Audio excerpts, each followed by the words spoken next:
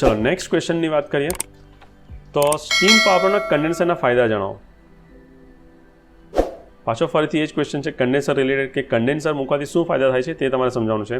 આ ક્વેશ્ચન થોડો શોર્ટમાં લખી શકાય બટ મારે તમને સમજાવવું જરૂરી છે તો જ આ તમને પોઈન્ટ સમજ પડશે. સો થોડું ડિટેલમાં સમજાવીશ. આ 3 માર્કનો ક્વેશ્ચન છે તે છતાં થોડો ટાઈમ વધારે લઈશ આ સમજાવવા માટે. ઓકે, તો પહેલાં સ્ટીમ પાવર પ્લાન્ટનું એક બેઝિક સ્ટ્રક્ચર બતાવું છું. બોઇલરમાંથી જે સ્ટીમ જનરેટ થાય એ શેમાં જાય? ટર્બાઇનમાં. અને ટર્બાઇનમાંથી પછી કન્ડેન્સર અને પંપ થ્રુ જે વોટર છે આપણે બોઇલરમાં પમ્પ કરીએ છીએ. ફરીથી લખું છું, આ બોઇલર, આ ટર્બાઇન, કન્ડેન્સર અને પંપ. તો કન્ડેન્સરની અંદર સ્ટીમ એન્ટર થાય અને એઝ અ કન્ડેન્સેટના ફોર્મમાં વોટર બહાર નીકળે. ઓકે, તો પહેલો પોઈન્ટ છે થર્મોડાયનેમિક્સના બીજા નિયમ અનુસાર કાર્યકારી માધ્યમમાંથી વાતાવરણમાં હીટ એનર્જી રિજેક્ટ કરવા માટે કન્ડેન્સર યોગ્ય પરિસ્થિતિ પૂરી પાડે છે. આપણે આગળ વાત કરેલી થર્મોડાયનેમિક્સની અંદર કે કોઈપણ સિસ્ટમ એક એન્જિન હોય તો એ શું કરે છે? એનર્જી યુઝ કરે, એનું વર્કમાં કન્વર્ઝન કરે, સોર્સમાંથી હીટ એબ્ઝોર્વ કરે, ક્યુ એબ્ઝોર્વ કરે, વર્કમાં ટ્રાન્સમિટ કરે અને ક્યુ રિજેક્ટ કરે છે સિંકની અંદર. તો કોઈપણ આઈડિયલ કન્ડિશન એટલે કે એન્જિન માટે ક્યુ એબ્ઝોર્વ કરવું અને ક્યુને રિજેક્ટ કરવું જરૂરી છે. હીટ એબ્ઝોર્ડ અને ક્યુ રિજેક્ટ. તો ક્યુ રિજેક્ટ કરવાનું મીડિયમ કોણ છે? કન્ડેન્સર છે, કારણ કે એમાંથી આપણે હીટ એબ્ઝોર્વ કરીને બહાર કાઢીશું. સો કન્ડેન્સર એ હીટ રિજેક્ટ કરવાનું એક મીડિયમ છે, એટલે કન્ડેન્સર એક પરિસ્થિતિ પૂરી પાડે છે. તો પહેલો પોઈન્ટ આ લખેલો છે હીટ રિજેક્ટ કરવા માટે. નેક્સ્ટ ઇઝ કન્ડેન્સર દ્વારા બોઇલરને ફીડ વોટર માટે કન્ડેન્સર સ્વરૂપે ઉચ્ચ તાપમાનવાળું શુદ્ધ ડિસ્ટિલ વોટર મળે છે. બોઇલરમાં શું જરૂર છે? તો કે વોટર ફીડ કરવું પડશે ન્યૂ, કારણ કે જેટલી સ્ટીમ અહીંથી બહાર નીકળશે મારે નવું વોટર અંદર ફીડ કરવું જરૂરી છે. તો આ વોટર આવશે ક્યાંથી? That is from condenser. કન્ડેન્સરમાંથી શુદ્ધ અને ડિસ્ટિલ વોટર મળશે તમને ફોર બોઇલર. તો સેકન્ડ પોઈન્ટ એ લખેલો છે. થર્ડ, ઉચ્ચ તાપમાનવાળું ફીડ વોટર બોઇલરને મળવાથી ઉચ્ચ સ્ટીમ જનરેશન રેટ જળવાઈ રહે છે. કન્ડેન્સરની અંદર સ્ટીમમાંથી વોટરમાં કન્વર્ઝન થાય છે પણ ટેમ્પરેચર એનું હાઈ રાખવું જરૂરી છે, કારણ કે બોઇલરની અંદર હીટ એનર્જી જેટલી બોઇલરમાં આપણે શું આપીએ છીએ? Heat energy. જેટલું પાણી ગરમ હશે એટલી હીટ એનર્જી અહીંયા ઓછી આપવી પડશે, એટલે જે તમારું ફ્યુઅલ છે એ ઓછું વપરાશે. એટલે બોઇલરમાંથી બોઇલરમાં એનર્જીનો સેવ કરવો હોય દેટ મીન તમે પાણી કેવું આપો? અહીંથી જેટલું બને એટલું ગરમ પાણી આપો બોઇલરને કે જેથી તમારું ફ્યુઅલ ઓછું વપરાય. તો ગરમ પાણી આપવાનું કામ કોણ કરે છે? કન્ડેન્સર કરે છે.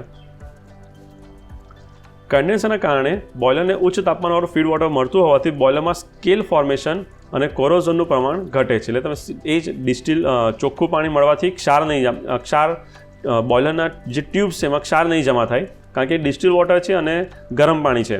સો કોરોઝન અને સ્કેલ ફોર્મેશન ત્યાં અટકી જાય છે અથવા ઘટાડો થાય છે. કન્ડેન્સરને કારણે સાયકલમાં નવા કાર્યકારી માધ્યમની જરૂર અત્યંત ઘટી જાય છે. જો કન્ડેન્સર ના હોત તો તમારે WTP એટલે કે water treatment plant through always નવું પાણી ટ્રીટ કરીને બોઇલરમાં મોકલવું પડશે. સો એની જરૂરિયાત ઘટી જાય છે, એટલે જનરેશન રેટ તમારો ઘટે છે. કન્ડેન્સરમાં સ્ટીમનું કન્ડેન્સેશન થવાથી વિશેષ કદમાં મોટો ઘટાડો થાય છે, તેથી બોઇલરમાં પ્રેશર સુધી કાર્યકારી માધ્યમનું કોમ્પ્રેશન કરવા માટે ઓછા પાવાની જરૂર પડે છે. આ એક બહુ મોટો પોઈન્ટ છે અહીંયા, પણ હું શોર્ટમાં સમજાવી દઉં છું. સ્ટીમને જો બોઇલરમાં ડાયરેક્ટ ફીડ કરવા જઈએ તો એનું પ્રેશર વધારવા માટે મને પંપ મૂકવો પડે, પણ સ્ટીમને પંપ કરવા કરતાં વોટરને પંપ કરવું સહેલું છે. એટલે લાર્જ અમાઉન્ટ ઓફ વર્ક જે સ્ટીમ માટે જોઈએ એ ઓછું થઈ જાય છે પંપ મૂકવાથી. એટલે વોટર ઇઝીલી પંપ કરીને મોકલી શકાય છે બોઇલરમાં. સ્ટીમને ડાયરેક્ટ નહીં મોકલી શકાય, કારણ કે એના માટે મને વધારે વર્ક જોઈશે. સો ઓછા પંપ વર્કની જરૂર પડે છે કન્ડેન્સર મૂકવાથી. ઉચ્ચ તાપમાનના ફીડ વોટરને કારણે બોઇલરમાં થર્મોસ્ટેસિસનું પ્રમાણ ઘટે છે. જો બોઇલરની અંદર પાણી ઠંડુ એડ કરો તો એનું ટેમ્પરેચર જે રેન્જ છે એ વધી જાય. મતલબ તમારે ઓછા ટેમ્પરેચરથી પાણીને વધારે ટેમ્પરેચર સુધી ગરમ કરવું પડે. સો આ જે થર્મલ સ્ટ્રેસીસ જે પ્રોડ્યુસ થાય ટેમ્પરેચર ડિફરન્સના લીધે એ તમે ઘટાડો કરી શકો છો. કેવી રીતે? કે ગરમ પાણીને ફીડ કરીને. એટલે જેટલો ડિફરન્સ ઓછો બોઇલરની અંદર એટલો થર્મોસ્ટેસિસ ઓછા. ચલો, તો નેક્સ્ટ ક્વેશ્ચન પર જઈશું. હવે આ પણ 3 માર્ક્સનો ક્વેશ્ચન છે. નેક્સ્ટ ક્વેશ્ચન પર જઈશું. કુલિંગ ટાવરનું વર્ગીકરણ કરો. અને તેના પાછળનું કારણ સમજાવો, એટલે કે એ કેમ જરૂરી છે તે સમજાવો. ઓકે, તો હમણાં વાત કરીએ એ જ પ્રમાણે કે કુલિંગ ટાવરની જરૂર કેમ છે. તો કન્ડેન્સર કુલિંગ ટાવરની જગ્યા ક્યાં, પહેલાં એની વાત કરીએ. કન્ડેન્સરની અંદર જે કુલિંગ વોટર જાય છે અને સ્ટીમ કન્ડેન્સ થાય, ત્યારબાદ જે કુલિંગ વોટર બહાર આવે છે તેનું ટેમ્પરેચર વધારે હોય, એટલે કે હાઈ ટેમ્પરેચર હોય. આ પાણીને મારે ફરીથી રીયુઝ કરવું જરૂરી છે, કારણ કે મારી પાસે એટલો મોટો સોર્સ નથી કે હું નવું પાણી એવરી સાયકલમાં યુઝ કરું. સો આ જ પાણી રીસર્ક્યુલેટ કરવું જરૂરી છે કે જેથી ફરીથી પાણીનું કન્ઝપ્શન ઘટાડી શકાય. નાવ આ પાણીને રીયુઝ કરવા માટે એનું ટેમ્પરેચર ડાઉન કરવું જરૂરી છે. સો ટેમ્પરેચર ઘટાડવા માટે કુલિંગ ટાવરની જરૂર પડે છે.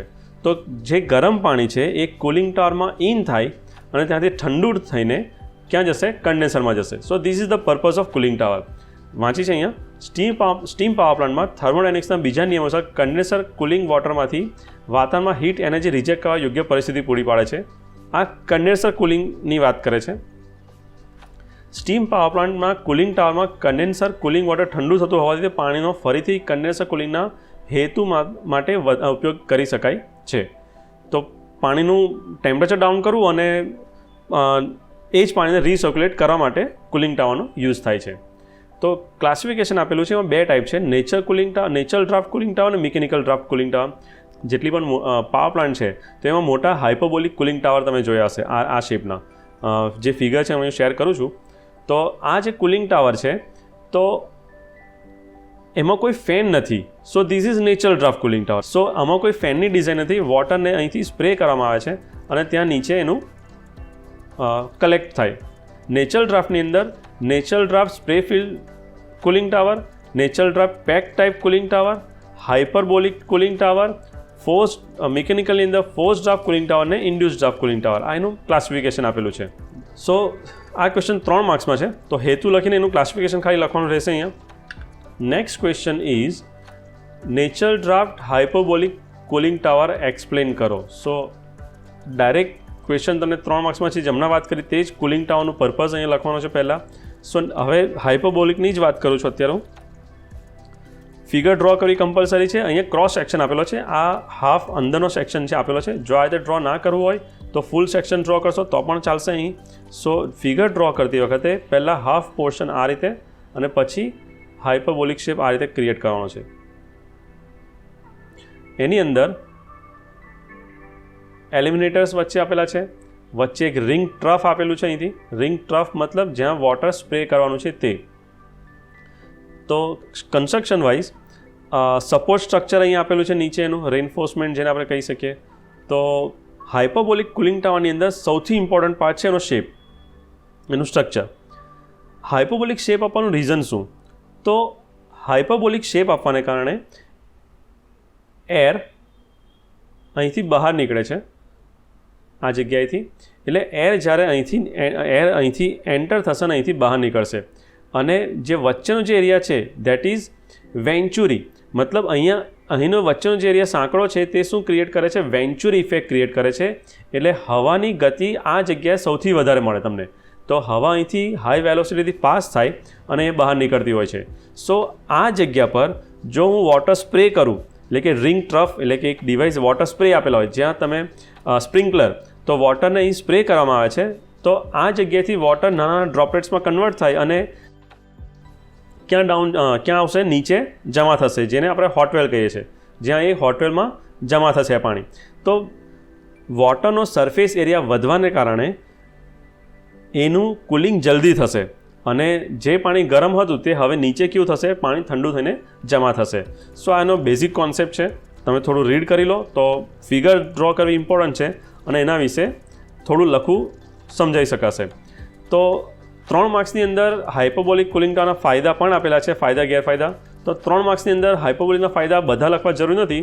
થોડા પોઈન્ટ્સ તમે સ્પેસિફાઈ કરી શકો કે જગ્યા ઓછી જગ્યા રોકે છે, પાવર ઘટે છે, ફેન નથી એટલા માટે, સ્ટ્રક્ચર એનું સેલ્ફ સપોર્ટિંગ છે, કુદરતી ડ્રાફ્ટ પેદા થાય છે. તો આ બધા પોઈન્ટ્સ તમે લખી શકો છો અંદર. શરૂઆતનો ખર્ચ એનો વધારે છે અને એટમોસ્ફિયરની જે કન્ડિશન છે એના બેઝ પર ટેમ્પરેચર ચેન્જ થાય અથવા પરફોર્મન્સ ચેન્જ થાય એ સ્વાભાવિક છે. ઓકે, નેક્સ્ટ ક્વેશ્ચન પર જઈશું. નેક્સ્ટ ક્વેશ્ચન છે સ્ટીમ પ્રાઇમ મૂવર્સને વર્ગીકૃત કરો અથવા ક્લાસિફાય કરો. તો આ 4 માર્ક્સનો ક્વેશ્ચન છે. ટોટલ 7 પોઈન્ટ્સ અહીં આપેલા છે.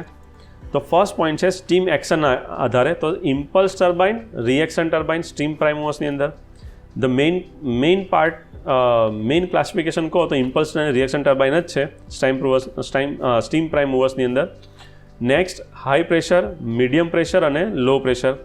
Next is axial flow, radial flow અને tangential flow. According to flow એટલે બ્લેડના પેરેલલ જો ફ્લો હોય તો એને એક્સિયલ ફ્લો કહીશું આપણે. તો ટેન્જન્શિયલ ફ્લો આપેલો છે, 3 ફ્લો ટાઈપ આપેલા છે. એક્ઝોસ્ટ સ્ટીમ પર થતી પ્રક્રિયાને પ્રમાણે કન્ડેન્સિંગ ટર્બાઇન અને નોન કન્ડેન્સિંગ ટર્બાઇન આપેલા છે. પછી single stage turbine, multi stage turbine. Governing એટલે એને કંટ્રોલ કરવાની જે મેથડ છે throttle governing, nozzle governing, bypass governing. ઉપયોગના આધારે સ્ટેશનરી અને મોબાઈલ બોલર. તો આટલું ક્લાસિફિકેશન તમારે કરવાનું છે એકોર્ડિંગ ટુ સ્ટીમ પ્રાઇમ મૂવર્સનું ક્લાસિફિકેશન કરવાનું છે.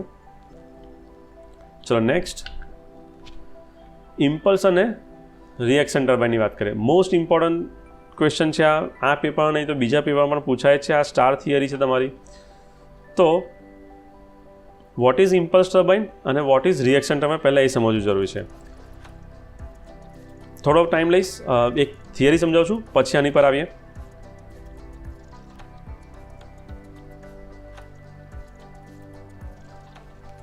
ચલો પહેલાં ઇમ્પલ્સ ટર્બાઇનની વાત કરીએ. તો ઇમ્પલ્સ ટર્બાઇનની અંદર કોન્સેપ્ટ એનો સમજાવું છું. એક બ્લેડ છે, સપોઝ ધીસ ઇઝ બ્લેડ. આ બ્લેડ પર જ્યારે એક હાઈ પ્રેશરાઇઝ સ્ટીમ અથડાય અને આ બ્લેડ જો પાછળ ખસે તો એને ઇમ્પલ્સ ટર્બાઇનનો કોન્સેપ્ટ કહેવાય. આ ઇમ્પલ્સ ટર્બાઇન કહીશું આને. આના બદલે જો બ્લેડનો શેપ આપણે બદલીએ, સપોઝ બ્લેડનો શેપ આ એરોફોઇલ ટાઈપનો છે. This is the blade of reaction turbine અને આ બીજી બ્લેડ સેમ.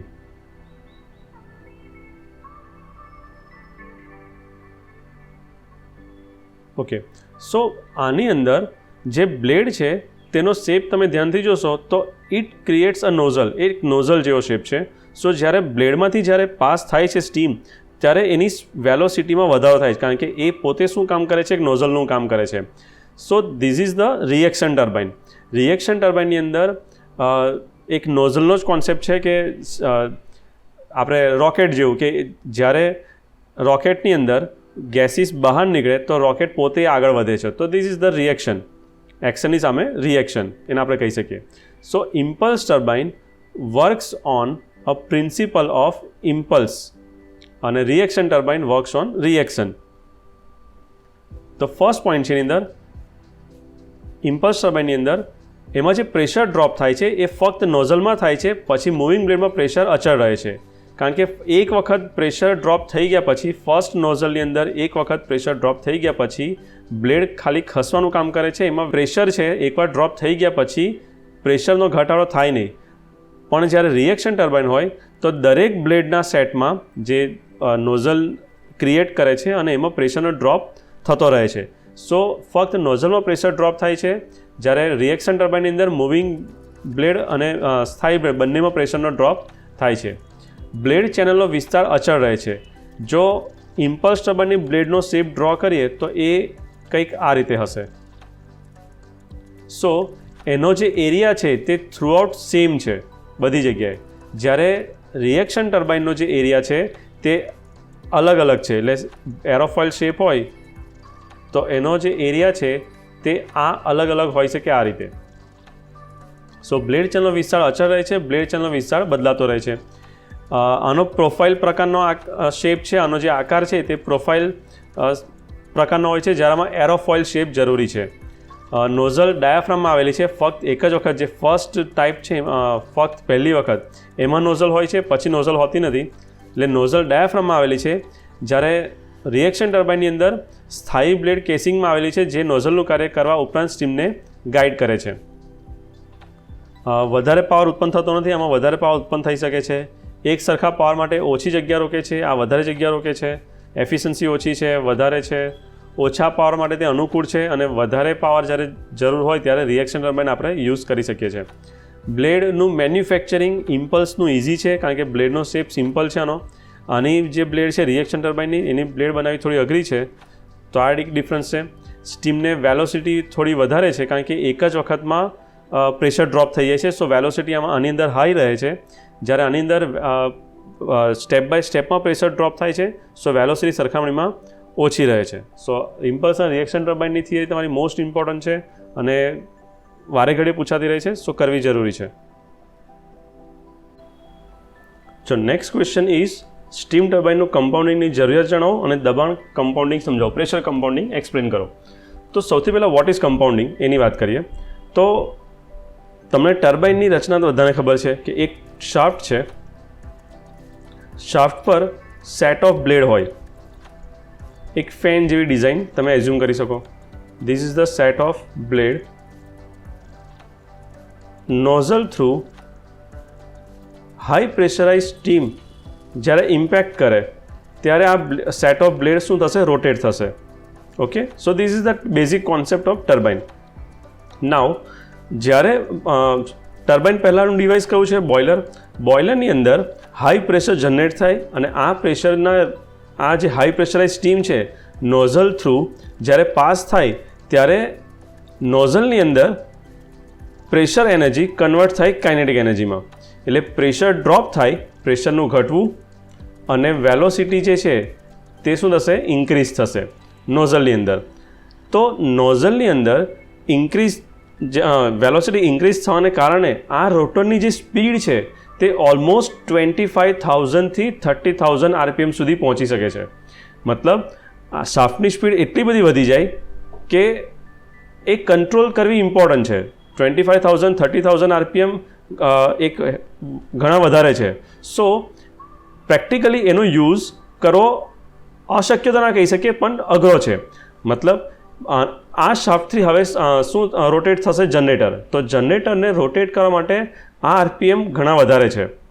સો RPMને વિધિન કંટ્રોલ રાખવા માટે જે સિસ્ટમ છે એને આપણે કમ્પાઉન્ડિંગ કહીશું. એટલે એ વેલોસિટીને સ્ટેપ બાય સ્ટેપમાં કે પ્રેશરને સ્ટેપ બાય સ્ટેપમાં ઘટાડીને જે સ્પીડનું કંટ્રોલ કરવાનું છે તેને શું કહેવાય છે? કમ્પાઉન્ડિંગ કહેવાય છે. ઓકે, તો અહીંયા સેન્ટેન્સ છે સ્ટીમનું એક્સપાન્શન અને સ્ટીમની કાઇનેટિક શોષણ સ્ટીમ ટર્બાઇનમાં એક જ તબક્કામાં નહીં કરતા વધુ તબક્કાઓમાં કરવામાં આવે છે, જેથી સ્ટીમ ટર્બાઇનની રોટરની સ્પીડ ઘટીને વાસ્તવિક વપરાશયુક્ત ચક્રીય ગતિ પ્રાપ્ત કરી શકાય. સ્ટીમ ટર્બાઇનની ઝડપ ઘટાડવાની આ પદ્ધતિને શું કહેવાય છે? કમ્પાઉન્ડિંગ કહેવામાં આવે છે. રિપીટ, અહીં ડેફિનેશન છે સ્ટીમ ટર્બાઇનના રોટરની સ્પીડને વાસ્તવિક વપરાશયુક્ત રોટેટિંગ સ્પીડ સુધી ઘટાડવાની પદ્ધતિને સ્ટીમ ટર્બાઇનનું કમ્પાઉન્ડિંગ કહે છે. ઓકે, સમજ આવે છે? નાવ કમ્પાઉન્ડિંગની બે મેથડ છે, વેલોસિટી કમ્પાઉન્ડિંગ અને પ્રેશર કમ્પાઉન્ડિંગ. બંને મેથડ તમારે કરવાની છે, એક્ઝામમાં પૂછાય છે. હાલ અહીંયા પ્રેશર કમ્પાઉન્ડિંગ આપેલું છે. તો નેક્સ્ટ એની પછી ફિગર આપેલી છે. ફિગર પણ ઇઝી છે, જે હમણાં ડ્રો કર્યું તે જ કે આ એક શાફ્ટ છે. ઓકે, આ એક રોટર છે એની સાથેનું. તો રોટર સાથે કનેક્ટ છે સીધી આ બ્લેડ મૂવિંગ બ્લેડ છે. આ બ્લેડ મૂવિંગ બ્લેડ છે, મતલબ શાફ્ટનું જો રોટેશન થાય તો આ બ્લેડનો સેટ રોટેટ થશે. નાવ જે કેસિંગ છે એની અંદર આ સ્થાયી બ્લેડ છે. આ શું છે? કેસિંગની સાથે જોડેલી સ્થાયી બ્લેડ છે. ઓકે, સૌથી પહેલાં સ્ટીમ ઇન થાય છે. અહીંયા એક નોઝલ આપેલી છે first. See this is the nozzle. તો નોઝલની અંદર શું થશે? પ્રેશર ડ્રોપ થાય અને વેલોસિટી ઇન્ક્રીઝ થાય. રિપીટ, નોઝલની અંદર શું થશે? પ્રેશર ડ્રોપ થાય અને વેલોસિટી ઇન્ક્રીઝ થાય. તે ઉપરના ડાયાગ્રામમાં જુઓ, પ્રેશરની અંદર પહેલું પ્રેશર ડ્રોપ થવું અને વેલોસિટી ઇન્ક્રીઝ થઈ રહી છે. ઓકે, નાવ આ સ્ટીમ બ્લેડ પર અથડાય તો બ્લેડની શું થશે? બ્લેડમાં બ્લેડ એનર્જી લેશે અને વેલોસિટી એની ડિક્રીઝ થશે. એટલે વેલોસિટી અહીંયા ઘટે છે કારણ કે મૂવિંગ બ્લેડ જે રોટર છે એને રોટેટ કરવા માટે એનર્જી યુઝ થાય છે. સો વેલોસિટી અહીંયા ડિક્રીઝ થાય છે. પ્રેશર એ ટાઈમે શું રહેશે? કોન્સ્ટન્ટ રહેશે. નાવ અગેન કઈ બ્લેડ આવે છે? સ્થાયી બ્લેડ. તો સ્થાયી બ્લેડની જે ડિઝાઇન છે તે અહીં નેક્સ્ટ ફિગરમાં બતાવેલી છે. જુઓ, તો આ સ્થાયી બ્લેડ છે. જુઓ વચ્ચેની ફિક્સ બ્લેડ. તો સ્થાયી બ્લેડનો વચ્ચેનો જે એરિયા છે એ ગ્રેજ્યુઅલી ડિક્રીઝ થાય છે. મતલબ જ્યારે સ્ટીમ અહીંથી પાસ થશે, રિપીટ અહીંયા ફરીથી ડ્રો કરું છું, આ રીતને એરિયા આપેલો છે, તો જ્યારે સ્થાયી બ્લેડની વચ્ચેથી સ્ટીમ પાસ થાય તો it behave like a nozzle. એ નોઝલનું કામ કરે છે. મતલબ ફિક્સ બ્લેડની અંદર પણ શું થશે? નોઝલનું કામ થઈ રહ્યું છે. સો ફરીથી આ ફિગરમાં તો એની અંદર ફરીથી શું થશે? નોઝલના લીધે શું થશે? વેલોસિટી ઇન્ક્રીઝ થશે અને પ્રેશર ડિક્રીઝ થશે. ફરીથી મૂવિંગ બ્લેડ એટલે velocity decrease, pressure constant. Again સ્થાયી બ્લેડ આવી છે તો સ્થાયી બ્લેડમાં અગેન શું થશે? વેલોસિટી ઇન્ક્રીઝ થશે અને પ્રેશર ડિક્રીઝ થશે અને પછી પ્રેશર કોન્સ્ટન્ટ. સો પ્રેશરને કન્ટિન્યુઅસલી સ્ટેપ બાય સ્ટેપમાં રિડ્યુસ કરવાની જે મેથડ છે, તો એટલા માટે આને પ્રેશર કમ્પાઉન્ડિંગ મેથડ કહેવામાં આવે છે. રિપીટ, પ્રેશર આનું સ્ટેપ બાય સ્ટેપમાં ડિક્રીઝ થાય છે. સો આને કઈ મેથડ કહેવાશે? પ્રેશર કમ્પાઉન્ડિંગ મેથડ કહેવાશે. તો તમારે આ એક્ઝામમાં ફિગર ડ્રો કરવાની છે ડાયાગ્રામ સાથે અને કમ્પાઉન્ડિંગ બ્લેડનો શેપ તમારે બતાવવાનો છે, ફિક્સ અને મૂવિંગ બ્લેડનો, અને એના વિશે તમે લખી શકો છો આ રીતે. ચલો નેક્સ્ટ ક્વેશ્ચન પર જઈશું. That is reciprocating and rotary compressor વચ્ચેનો તફાવત આપો. નાવ રેસિપ્રોકેટિંગ કમ્પ્રેસર એટલે પિસ્ટન સિલિન્ડરવાળી ડિઝાઇન, રોટરી એટલે સેન્ટ્રીફ્યુગલ પંપની જેવી જે ડિઝાઇન છે, જે ઇમ્પેલરવાળી ડિઝાઇન છે, તો એ રોટરી પંપ આપણે એને કહીશું. આ વિશે બુકમાં છે જ, ફિગરમાં આપેલું છે. તો આપણે સીધો તફાવત જ જોઈશું. તો રેસિપ્રોકેટિંગને શું કહેવાશે? પોઝિટિવ ડિસ્પ્લેસમેન્ટ પંપ કહેવાશે. What is displacement? ડિસ્પ્લેસમેન્ટ એટલે ખસેડવું. તો રેસિપ્રોકેટિંગની અંદર વોલ્યુમ ડિસ્પ્લેસ થાય છે, ખસે છે, એટલે એને ડિસ્પ્લેસમેન્ટ ટાઈપ કહેવામાં આવશે. રોટરી એ નોન પોઝિટિવ ટાઈપ છે. એની અંદર ડાયનેમિક એક્શન યુઝ થાય છે, એટલે કે રોટરની વેલોસિટીના લીધે પ્રેશર ઇન્ક્રીઝ થાય છે. સો રોટરી કોમ્પ્રેસર એ શું છે? ડાયનેમિક ટાઈપ કમ્પ્રેસર કહી શકીએ આપણે એને, જેની અંદર સેન્ટ્રીફ્યુગલ, રૂટ બ્લોવર, સ્ક્રૂ, આ બધા કમ્પ્રેશરનો સમાવેશ થાય છે. Okay, next is ideal compression isothermal છે. આઇડિયલ કમ્પ્રેશન એડિયાબેટિક છે. આઇસોથર્મલ મતલબ ટેમ્પરેચર કોન્સ્ટન્ટ, અને એડિયાબેટિક એટલે heat supply, DQ is equal two 0. આ થર્મોડાયનેમિક્સમાં આપણે ભણી ગયા છે. તો એડિયાબેટિક પ્રોસેસ આને કહેવાશે. રેસિપ્રોકેટિંગ કમ્પ્રેશનમાં પિસ્ટનની મુવમેન્ટના કારણે સિસ્ટમના કદમાં ઘટાડો થવાથી હવાના દબાણમાં વધારો થાય છે. નોન પોઝિટિવ ટાઈપમાં દબાણનો વધારો વેલોસિટીના તફાવતને કારણે થાય છે. એટલે ઇમ્પેલરની જે વેલોસિટી છે એ કન્વર્ટ શેમાં થાય છે? પ્રેશર એનર્જીમાં થાય છે. વર્ક એક્સચેન્જ બાઉન્ડ્રી ડિસ્પ્લેસમેન્ટના કારણે પીવી ડાયાગ્રામમાં વપરાય છે. વર્ક એક્સચેન્જ નોન પોઝિટિવમાં મોમેન્ટમ દ્વારા મેળવી શકાય છે. આથી તેમાં વેલોસિટી ડાયાગ્રામનો ઉપયોગ કરવામાં આવે છે. એટલે કારણ કે આમાં વેલોસિટી કન્વર્ટ થાય છે પ્રેશરની અંદર, સો આમાં વેલોસિટી ડાયાગ્રામનો જ ઉપયોગ થાય છે. આમાં વર્ક ડિસ્પ્લેસમેન્ટ થાય છે, એટલે વર્કના લીધે પીવી ડાયાગ્રામનો યુઝ કરવો જરૂરી છે. Because work is equal to PdV, pressure into volume. Work is equal to. Now operating સ્પીડની અસર કાર્યક્ષમતા પર થતી નથી, ઓપરેટિંગ સ્પીડની અસર કાર્યક્ષમતા પર થાય છે. ઓકે, ચલો નેક્સ્ટ ક્વેશ્ચન ઇઝ મલ્ટીસ્ટેજ કમ્પ્રેશનની જરૂરિયાત સમજાવો, તેના ફાયદા જણાવો. સો મલ્ટીસ્ટેજ કમ્પ્રેશન પહેલાં કોને કહેવાય એની વાત કરીએ. તો મલ્ટીસ્ટેજ કમ્પ્રેશન જ્યારે પ્રેશર મારે કોઈક ડિવાઇસની અંદર અથવા કોઈ એપ્લિકેશનમાં છે કે મારે પ્રેશર સપોઝ 1 બારથી ઇન્ક્રીઝ કરીને 10 બાર સુધી વધારવું છે, તો એક સિંગલ કમ્પ્રેશરમાં 1 to 10 બારનું કમ્પ્રેશન ના કરતાં આપણે 2 કમ્પ્રેસર યુઝ કરીએ કે ફર્સ્ટ કમ્પ્રેશરમાં 1 to સપોઝ 6 એન્ડ નેક્સ્ટ કમ્પ્રેસરમાં 6 to 10. So this is the multi compression. 6 to 10 એનું 12 pressure. So this is the multi compression આપણે કહીએ. સો એવી જરૂરિયાત કેમ છે? જનરલી મલ્ટી કમ્પ્રેશન જ સજેસ્ટેબલ છે. તો એ કેમ એવું? તો કે ફર્સ્ટ છે, કમ્પ્રેશન ગુણોત્તર જ્યારે 5 કરતાં વધારે હોય ત્યારે કમ્પ્રેશન સિંગલ સ્ટેજમાં વધારે કાર્ય આપવું પડે છે. તેમજ કમ્પ્રેશનમાં પ્રોસેસ આઇસોથર્મલથી દૂર જાય છે, તેથી વોલ્યુમેટ્રિક દક્ષતા ઘટે છે. તેથી મલ્ટી સ્ટેજ કમ્પ્રેશનની જરૂર પડે છે. ફરીથી સમજાવું છું. 1 to 10 બાર હવાને કમ્પ્રેસ કરો છો ત્યારે બધાને ખબર છે કે આપણે હવા જેમ જેમ કમ્પ્રેસ કરીશું તો એનું ટેમ્પરેચર વધતું જાય. હવાને ગરમ કમ્પ્રેસ કરવાથી એનું ટેમ્પરેચર વધે છે. હવે ટેમ્પરેચર જો વધે તો એ પ્રોસેસ આઇસોથર્મલથી દૂર થતી જાય. મતલબ તમારે હવા ગરમ હોવાને લીધે વધારે વોલ્યુમ રોકીએ અને તમારે એને વધારે દબાવવી પડે. સો તમારે 1 to 10 બારનું કમ્પ્રેશન કરવા માટે જે વર્ક આપવું પડે એના કરતાં 1 to 6 અને 6 to 10માં જે વર્ક આપવું પડે ને એ ઓછું હશે. મતલબ સિંગલ સ્ટેજમાં વધારે વર્ક રિક્વાયર્ડ છે, જ્યારે મલ્ટી સ્ટેજમાં ઓછું વર્ક રિક્વાયર્ડ છે. સિંગલ સ્ટેજ કમ્પ્રેસરમાં લીકેજના વ્યય થાય છે, તેથી સિલિન્ડરનું વજન અને સાઇઝ વધે છે, ફ્લાયવ્હીલની સાઇઝ વધે છે, ટોર્કમાં વધઘટ થાય છે, જેમાં સુધારો કરવા મલ્ટી સ્ટેજ કમ્પ્રેસરની જરૂર પડે છે. જો સિંગલ સ્ટેજ યુઝ કરીએ તો પ્રેશર હાઈ હોવાને લીધે 10 bar સુધીનું હાઈ પ્રેશર હોય તો તમારે એના જોઇન્ટ્સ, સિલિન્ડરની સાઇઝ બધું વધારે મજબૂત અને સ્ટ્રોંગ હોવું જરૂરી છે. સાઇઝ પણ વધારે મોટી હોવી જરૂરી છે. લીકેજના ચાન્સીસ વધારે છે. સો મલ્ટી સ્ટેજ કમ્પ્રેશનનો એડવાન્ટેજ ક્યાં મળે છે? તો 1 to 6 પ્રેશર લો પ્રેશર પર છે. સો આની ડિઝાઇન લાઇટ હશે, 6 to 10ની ડિઝાઇન વધારે સ્ટ્રોંગ હશે. સો કમ્પેરેટિવલી તમને એક ઓપ્શન મળી જાય છે. સિંગલ સ્ટેજમાં કુલિંગ અને લુબ્રિકેશન નબળું રહે છે, જેનો સુધારો કરવા મલ્ટી સ્ટેજ કોમ્પ્રેશન જરૂરી છે.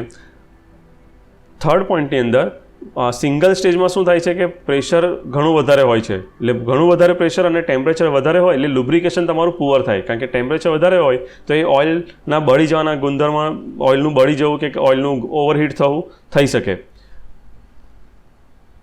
Lubricating, fourth number, lubricating oil અને હવાના મિશ્રણથી સિંગલ સ્ટેજમાં આગ લાગવાની શક્યતા છે, મલ્ટી સ્ટેજમાં જે ઘટે છે. અગેન એ જ પોઈન્ટ છે કે જો ટેમ્પરેચર વધારે હોય કમ્પ્રેશનની અંદર તો લુબ્રિકેટિંગ જે આપણું ઓઇલ છે તે એર સાથે મિક્સ થાય અને આગ લાગવાના ચાન્સીસ ત્યાં વધતા હોય છે. મલ્ટી સ્ટેજમાં ટેમ્પરેચર ઓવરઓલ ડાઉન રહે છે, કારણ કે તમે બે પાર્ટમાં અલગ અલગ કરો છો. સો મલ્ટી સ્ટેજમાં એક એડવાન્ટેજ મળે છે.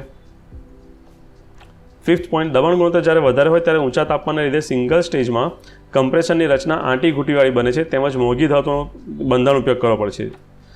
ઓકે, સિંગલ સ્ટેજની અંદર સાઇઝ મેટર કરે છે. તમારું પિસ્ટન અથવા જે સિલિન્ડરની વોલ છે એ થિકનેસ વધારે રાખવી પડે, બિકોઝ એક જ સિલિન્ડરમાં હાઈ પ્રેશર છે. સો જે વોલ થિકનેસ છે એ તમારી કેવી હશે? વધારે રાખવી પડે. અને એટલે એના માટે મેટલ સારી યુઝ કરવી પડે છે, જેથી એક્સિડન્ટ ના થઈ શકે.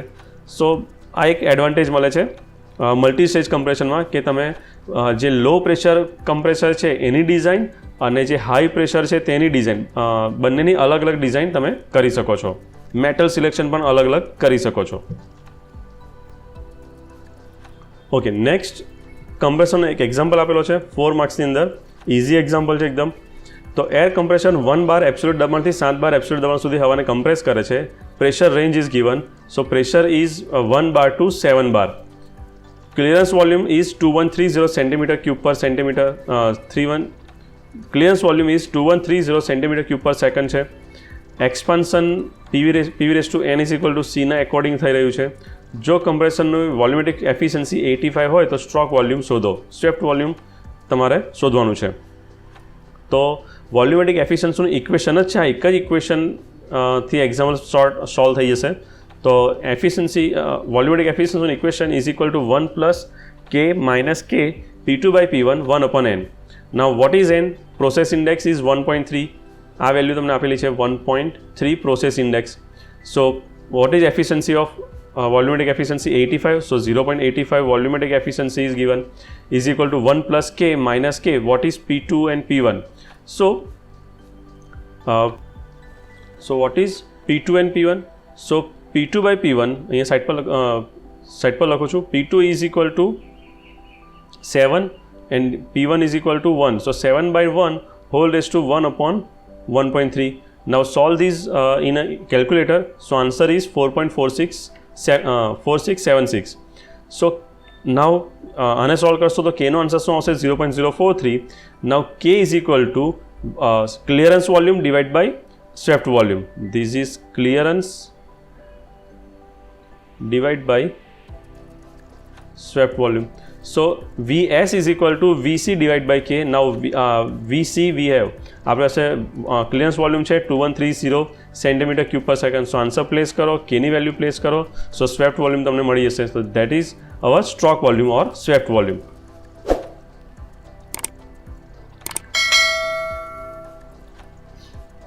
ચલો next question is single stage reciprocating compressor સ્વચ્છ આંકડો તેનું વર્કિંગ સમજાવો. 4 માર્ક્સમાં થિયરી પૂછેલી છે. તો સિંગલ સ્ટેજ કમ્પ્રેશનની જે ફિગર છે આટલી કોમ્પ્લિકેટેડ ના ડ્રો કરવી હોય તો રફલી અહીંયા ખાલી બતાવું છું અત્યારે. સિમ્પલ તમે આ રીતે એને પ્રેઝન્ટ કરી શકો છો.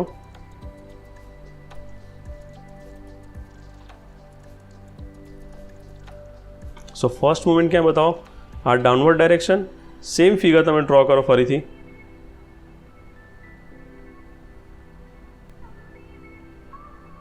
This is upward movement. Now બે વાલ બતાવવાના છે, ઇનલેટ એન્ડ આઉટલેટ.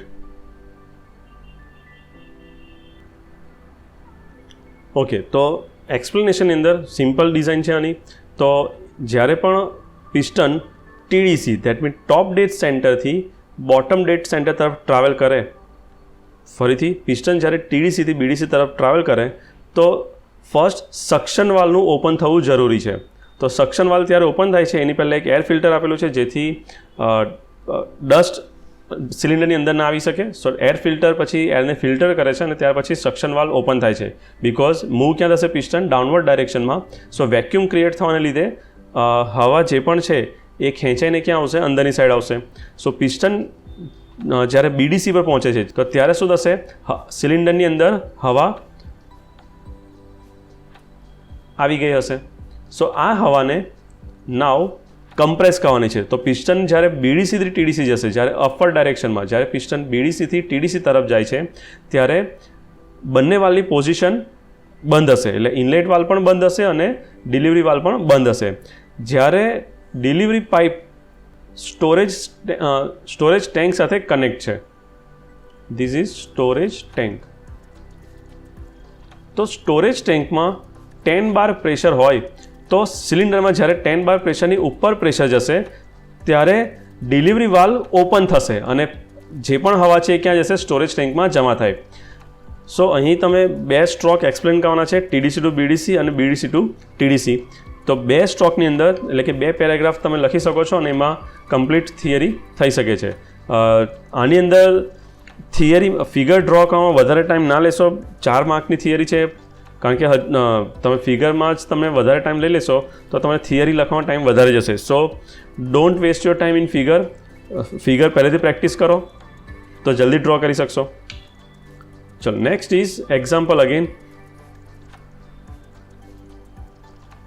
આ એક્ઝામ્પલ 7 માર્ક્સનો છે, બોઇલરનો એક્ઝામ્પલ છે આ. ચલ, now what you have to find the following observation are available from testing of the boiler.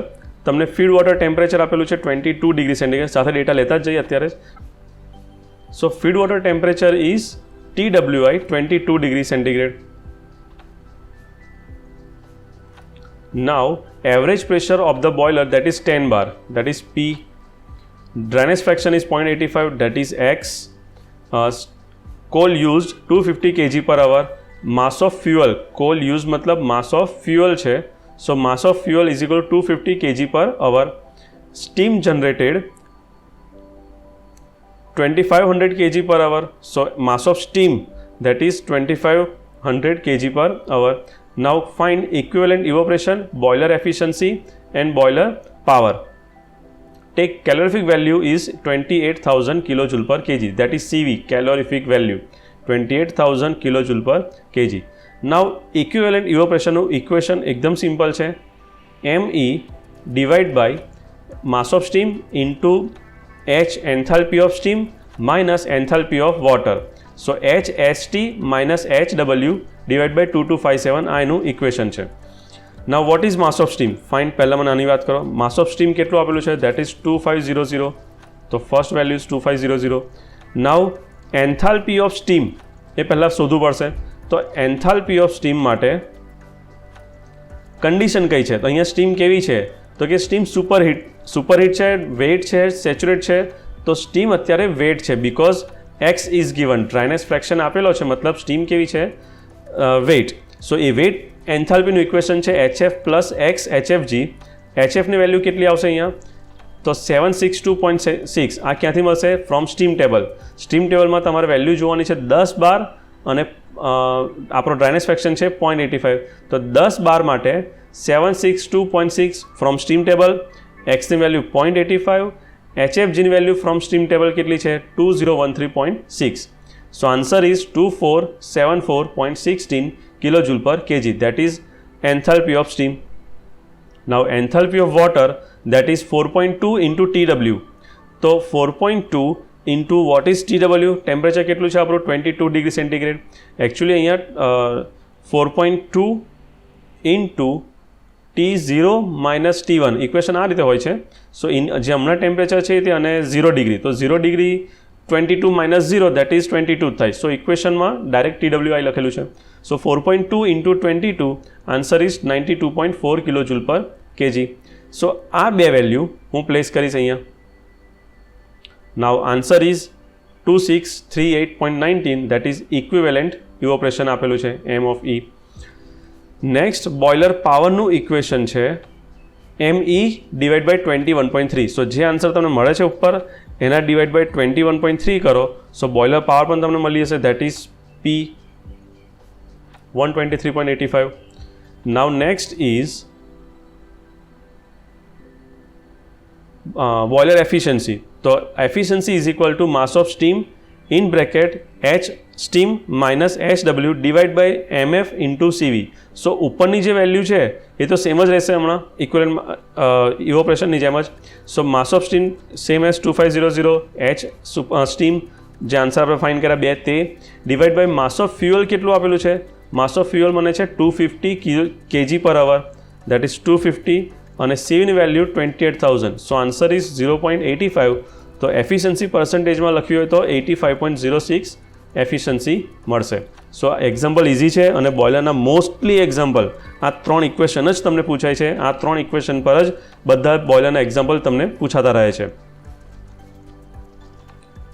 Next is definition છે what is absorptivity, reflectivity and emissivity. So absorptivity એટલે કોઈ પદાર્થ પર જ્યારે એનર્જી આપવામાં આવે તો બ્લેક બોડીનો આપણે આગળ કોન્સેપ્ટની વાત કરીએ કે બ્લેક બોડી શું કરશે, બ્લેક બોડી બધી જ એનર્જીનું એબ્ઝોર્પ્શન કરશે. સો પદાર્થ દ્વારા શોષણ કરવામાં આવતી એનર્જી તેના પર આપાત થતી એનર્જીના ગુણોત્તરને શું કહેશે, કહેવાશે પદાર્થની અવશોષક શક્તિ અથવા તો એબ્ઝોર્પ્ટિવિટી કહેવાશે. કેટલું એબ્ઝોર્બ કરી શકે. સપોઝ આપાત થતી એનર્જી 100 છે અને એબ્ઝોર્બ કરતી જે એનર્જી છે તે 90 છે. સો 90 ડિવાઇડ બાય 100 દેટ ઇઝ એબ્ઝોર્પ્ટિવિટી કહી શકીએ. સેમ એવી રીતે રિફ્લેક્ટિવિટી છે, જે પદાર્થ પર એનર્જી આપવામાં આવે અને તે રિફ્લેક્ટ કરે રિટર્ન, તો પદાર્થ પર પરાવર્તન કરવામાં આવતી એનર્જી અને તેના પર આપાત થતી એનર્જીના ગુણોત્તરને શું કહીશું આપણે, રિફ્લેક્ટિવિટી. Next is emissivity. કોઈપણ પદાર્થની એમિસિવિટી એ એક સરખા તાપમાને તે પદાર્થના એમિસિવ પાવર અને બ્લેક બોડીના એમિસિવ પાવરનો ગુણોત્તર છે. અને થોડું સમજાવીશ હું ડિટેલમાં. તો બ્લેક બોડી આપણને ખબર છે કે બ્લેક બોડી એક એવી બોડી છે જે બધી જ એનર્જીનું શું કરે છે, એબ્ઝોર્પ્શન કરે છે. ઓકે, તો આ જ ટેમ્પરેચર પર એટલે સપોઝ 100 ડિગ્રી પર બ્લેક બોડીની જે એમિસિવ પાવર છે મેક્સિમમ હશે. કેમ કે એ બધી જ એનર્જીને એબ્ઝોર્વ કરીને એની પાસે બધી જ એનર્જી એબ્ઝોર્વ કરેલી છે. બ્લેક બોડીએ 100 ડિગ્રી પર બધી જ એનર્જીને શું કરેલી છે, એબ્ઝોર્વ કરેલી છે. આ જ ટેમ્પરેચર પર કોઈ બીજી બોડી જેનો આપણે એમિસિવિટી માપી છે તે, તો એ બધી એનર્જી એબ્ઝોર્બ નહીં કરી શકે કારણ કે બ્લેક બોડી નથી. તો ટી ટેમ્પરેચર પર પદાર્થનો emissive power divide by black બોડીનો એમિસિવ પાવર, એના રેશિયોને આપણે શું કહીશું, એમિસિવિટી કહીશું. Okay, repeat. એમિસિવિટી એટલે કોઈ ટી ટેમ્પરેચર પર પદાર્થનો એમિસિવ પાવર ડિવાઇડ બાય એ જ ટેમ્પરેચર પર બ્લેક બોડીનો જે એમિસિવ પાવર છે તેને આપણે એમિસિવિટી કહીશું. સો નેક્સ્ટ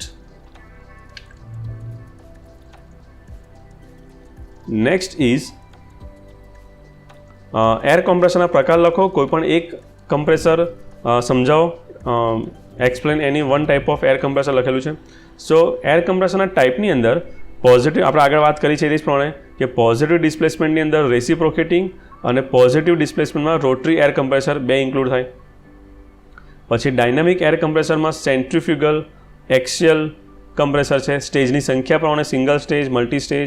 ડિસ્ચાર્જને આધારે low pressure, medium pressure, high pressure, super high pressure, આ બધા પ્રેશરના એકોર્ડિંગ છે. ડિસ્ચાર્જ રેટ જે કેપેસિટી છે ડિસ્ચાર્જ કરવા માટેની, તો low capacity, medium, high capacity, cooling method, air cooled, water cooled. So એનું ક્લાસિફિકેશન આપેલું છે અને એક એર કમ્પ્રેસર આમાંથી એક્સપ્લેન કરવાનું છે. તો આપણે જે આગળ હમણાં થિયરી કરી કે single stage reciprocating air compressor, તો એ જ તમે એક્સપ્લેન કરી શકો છો અહીંયા. કારણ કે જનરલી 2 થિયરી મોસ્ટ ઇમ્પોર્ટન્ટ છે આની અંદર, રેસિપ્રોકેટિંગ એર કમ્પ્રેસર અને એક રોટરી કમ્પ્રેસર. તો આ 2 તમે થિયરી તમારે કરવાની જ છે અને ઇઝીલી તમે કરી શકો છો આની અંદર. નેક્સ્ટ ક્વેશ્ચન 3 માર્ક્સ માટે છે, સ્ટીમ નોઝલ્સના ઉપયોગ જણાવો. તો નોઝલ આપણે કોને કહીશું, આગળ વાત કરી તે જ પ્રમાણે કે નોઝલ એક વેરિંગ એરિયા ધરાવતી એક ટ્યુબ છે. એક ધારા બદલાતા આડછેદ દ્વારા કે જેમાંથી ફ્લુઇડનો પ્રવાહ થવાથી ફ્લુઇડના વેગમાં વધારો થાય તે ડક્ટને આપણે શું કહીશું, નોઝલ. એટલે આ જગ્યા પરથી જ્યારે ફ્લુઇડ કે ગેસ પાસ થાય તો બીજા એન્ડ પર એની વેલોસિટીમાં શું થશે, વધારો થશે અને એનું જે પ્રેશર છે એમાં શું થશે, ડ્રોપ થશે. પ્રેશરમાં ઘટાડો થાય અને કાઇનેટિક એનર્જીમાં એનો વધારો થાય, તેમ આપણે કહી શકીએ. ઓકે, સ્ટીમ નોઝલના ઉપયોગ લખવાના છે. તો સ્ટીમ નોઝલ જનરલી ક્યાં યુઝ થાય છે, તો એક પોઈન્ટ અહીંયા આપેલો છે, ધીસ ઇઝ ફર્સ્ટ. સ્ટીમ ટર્બાઇનના ટર્બાઇન બ્લેડ્સ ઉપર ઉચ્ચ ગતિ શક્તિવાળો સ્ટીમ ફ્લો આપાતકાળે સ્ટીમ નોઝલનો ઉપયોગ થાય છે. ટર્બાઇનની અંદર આપણે વાત કરી તે જ પ્રમાણે ટર્બાઇન જેટલા પણ છે સ્ટીમ ટર્બાઇન, એની અંદર ફર્સ્ટ નોઝલ આવશે, ત્યાર પછી જ સેટ ઓફ બ્લેડનો આખો સેટ આવશે કે જેથી હાઈ કાઇનેટિક એનર્જી ધરાવતી તમને સ્ટીમ મળે. સેકન્ડ તમને આપેલું છે એક બીજો યુઝ આનો એવું કહી શકાય કે બોઇલરમાં સ્ટીમ જેટ ડ્રાફ્ટ મેળવવા માટે સ્ટીમ નોઝલનો ઉપયોગ થઈ શકે છે. જ્યારે બોઇલરની અંદર એક્ઝોસ્ટ ગેસીસને બહાર કાઢવા હોય, બોઇલર ડ્રમની જે ફર્નેસ છે, આ ડ્રમ છે, આ ફર્નેસ છે, તો ફર્નેસના જે ગેસીસ છે એને બહાર કાઢવા માટે એક સ્ટીમ જેટનો યુઝ કરી શકાય છે. એક સ્ટીમનો જેટ જો એની સાથે બહાર નીકળે તો બધા ગેસીસને બહાર કાઢવામાં મદદરૂપ થાય. મતલબ સ્ટીમ જેટ ડ્રાફ્ટ મેળવવા માટે સ્ટીમ નોઝલનો ઉપયોગ કરી શકાય છે. નોઝલના ટાઈપ આપેલા છે, કન્વર્જન અને ડાયવર્જન નોઝલ. તો આ રીતે તમે લખી શકો છો નોઝલનો ઉપયોગ. અહીંયા સ્પેસિફાઈ 2 ઉપયોગ આપેલા છે. નેક્સ્ટ ક્વેશ્ચન ઇઝ સ્ટીમ નોઝલનો ઉપયોગ. ઓકે, સોરી, અહીંયા રિપીટ ક્વેશ્ચન પ્રિન્ટ થયેલો છે. સો ક્વેશ્ચન ઇઝ હીટ એક્સચેન્જરના પ્રકાર લખો, કોઈપણ એક હીટ એક્સચેન્જર આકૃતિ સાથે સમજાવો. તો હીટ એક્સચેન્જરની અંદર ફર્સ્ટ છે ડાયરેક્ટ કોન્ટેક્ટ ટાઈપ, એટલે 2 ફ્લુઇડને મિક્સ કરો અને હીટ એક્સચેન્જ થાય. Second is recuperative, third is regenerative. પછી ફ્લો પાથની ફ્લુઇડના જે ફ્લો છે એને એકોર્ડિંગ પેરેલલ ફ્લો, જે ફ્લુઇડને ઠંડુ કરવાનું છે તે અને જેનાથી ઠંડુ કરવાનું છે તે બંને એક જ ડાયરેક્શનમાં જો મૂવ થતા હોય તો એને શું કહેવાશે, પેરેલલ ફ્લો. પણ જો અપોઝિટ મૂવ થતા હોય તો એને આપણે શું કહીશું, કાઉન્ટર ફ્લો. અને ક્રોસ ડાયરેક્શનમાં મૂવમેન્ટ હોય છે, સો એને આપણે ક્રોસ ફ્લો હીટ એક્સચેન્જર કહીશું. હીટ ટ્રાન્સફર સરફેસની ડિઝાઇનને પ્રમાણે તો ટ્યુબ સમકેન્દ્રીય એટલે કે concentric tube type heat exchanger, shell and tube type heat exchanger અને multiple shell and tube type heat exchanger એના પ્રકાર છે. હવે આમાંથી કોઈ એક તમે હીટ એક્સચેન્જર તમારે સમજાવવાનું રહેશે આમાંથી. તો ઇઝી સેલેન્ટ ટ્યુબ હીટ એક્સચેન્જર આ રીતે સમજાવી શકાય. તો સેલેન્ટ ટ્યુબ હીટ એક્સચેન્જરમાં શું હોય છે, એક શેલ છે, એક ડ્રમ જેવી ડિઝાઇન છે. તો આ ડ્રમની અંદર